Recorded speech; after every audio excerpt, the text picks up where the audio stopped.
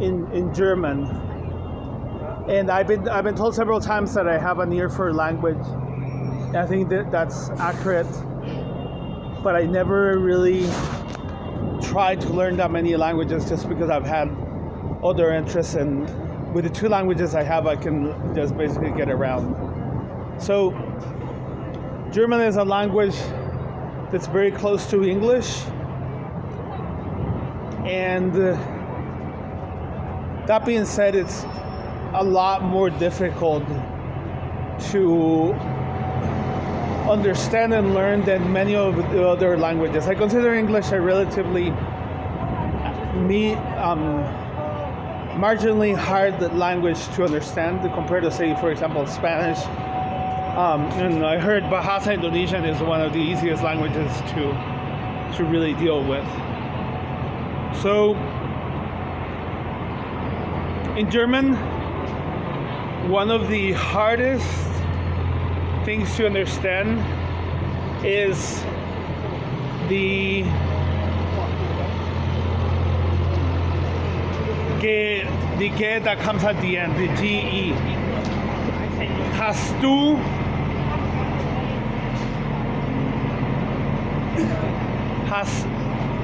du ein Zimmer gesehen? Have you seen a room, for example? So the verb is really to see, S-E-H-E-N, and when it goes back to the past, it becomes gesehen. Have you seen? And this makes it just a little bit harder. Then have you, hast du, so see, it's similar to English. The have is hast, and the you is do. And then the room is basically, not entirely sure if it's ein or ein Zimmer, a room. Have you seen a room? So a lot of the basic words, I, you, we, are pretty similar to English. They are ich, du,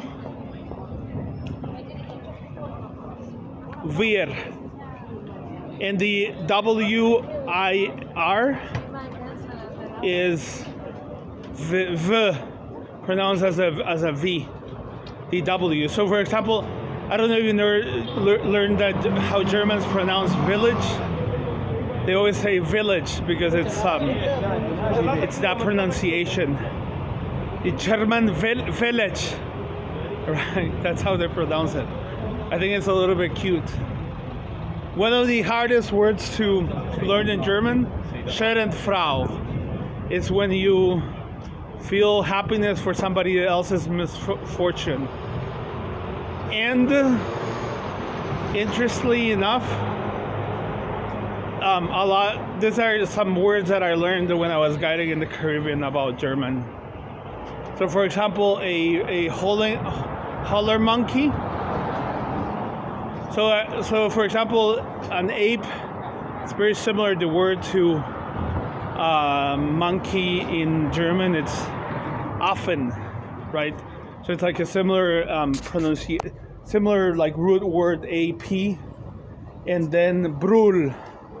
Brul is really I believe it's called onomatopoeic, when the word itself is very similar to the sound that the word represents. So holler, brul affen.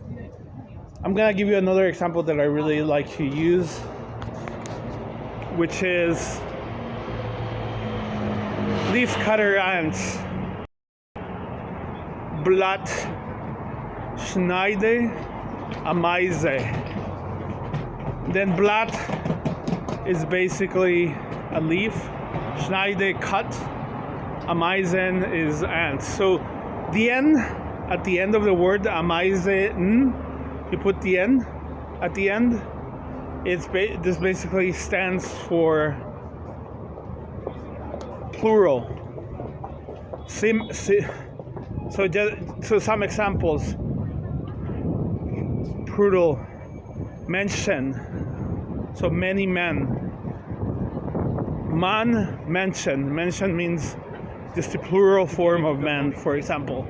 So these are just examples that I'm using right now. Let me know if you have questions.